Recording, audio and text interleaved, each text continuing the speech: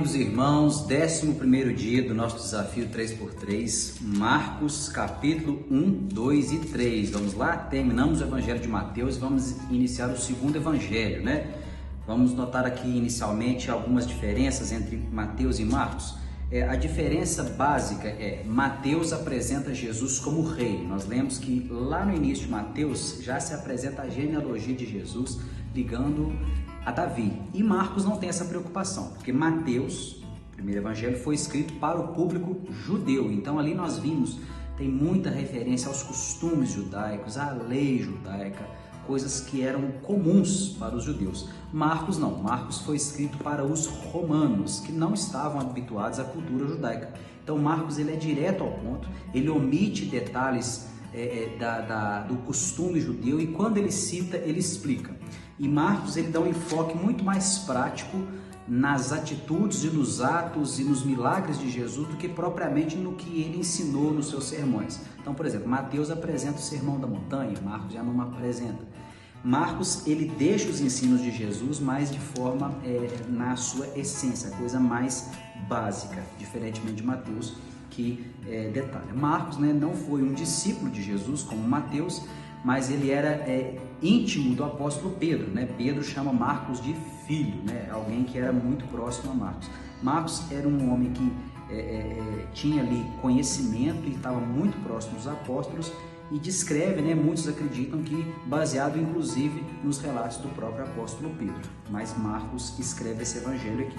Então Marcos ele começa, a gente já nota a diferença que Marcos ele já vai direto ao ponto, já inicia ali com João Batista. Então nós vemos aqui no capítulo 1 de Marcos, do versículo 1 até o versículo 7, até o versículo 11, na verdade, quem apresenta João Batista e o batismo de Jesus. Então Marcos já apresenta esses detalhes para nós e ele mostra, João Batista, que era primo do Senhor Jesus, era um homem rude, como se diz no Evangelho de Lucas, no espírito e no poder de Elias, do mesmo jeito, e ele batiza Jesus. Logo após nós vemos o episódio da tentação de Jesus e Jesus retornando a Galileia.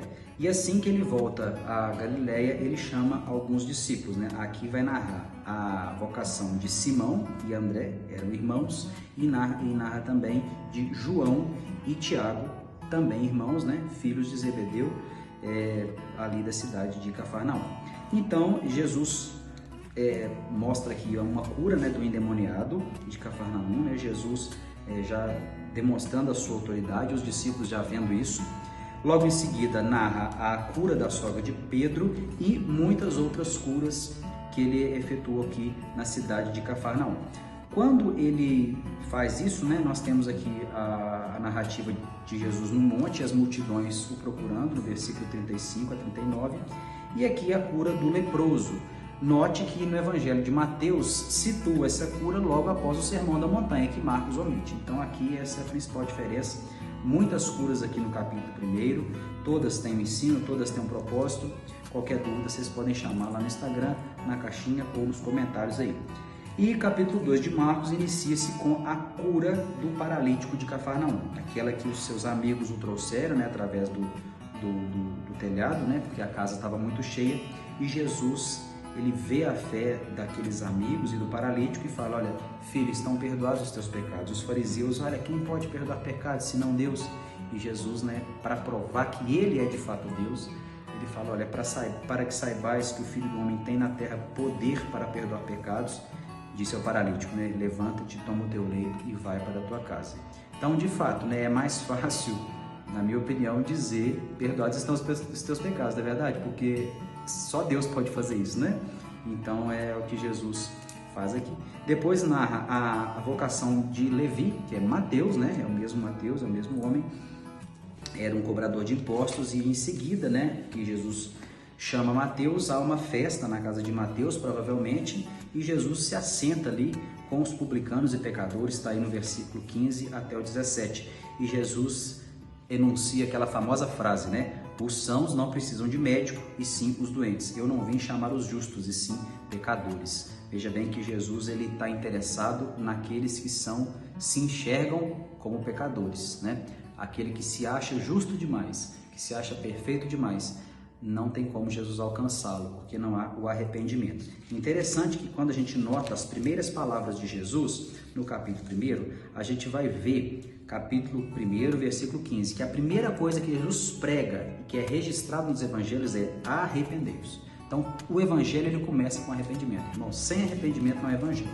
Esse evangelho de Jesus muito bonito, mas que não tem arrependimento, ele é um falso evangelho, né? Então, vamos tomar cuidado com isso.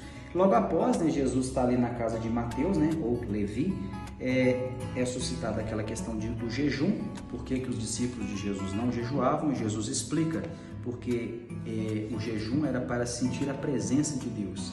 E o próprio Deus estava presente, né? Jesus estava fisicamente presente ali. Então não haveria necessidade do jejum naquele momento, né? E ele fala, ninguém coloca vinho novo em odres velhos, né? Porque rompe os odres. Ou seja, o ensino de Jesus, essa nova aliança, ele não cabia mais nos moldes da lei, dos escribas e dos fariseus. Era um vinho novo, precisava de um odre novo. E a questão do sábado, Jesus reforça e mostra o real sentido do sábado, que era para ser um descanso ao homem e não um peso, né? Tá a questão aí estabelecida no versículo 23.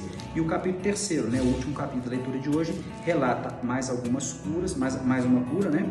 Que é a cura do homem da mão ressequida, essa mão aí defeituosa, provavelmente um acidente ou algo de nascença, esse homem tinha a mão que não conseguia estender.